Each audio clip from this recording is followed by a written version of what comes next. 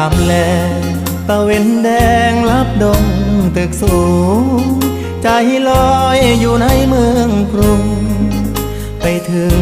ทิวทุ่งท้องนาคือทอดแม่พ่อ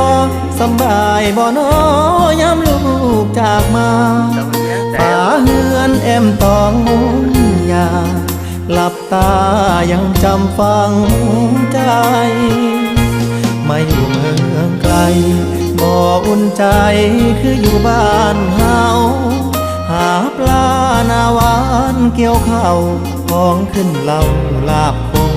ต้มไก่หนาวหมอกจางจางไอดินกลิ่นฟางยังค้างในใจหอมเอ่ยหอมกลิ่นเข้ามาน้ำตาสิไหลย้ำคือทอดบ้าน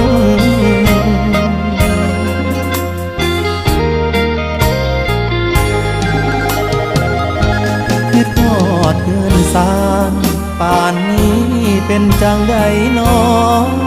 ขอเพิ่นไว้ก่อนเด้อพ่อนี่ทกสกองทุนหมู่บ้าน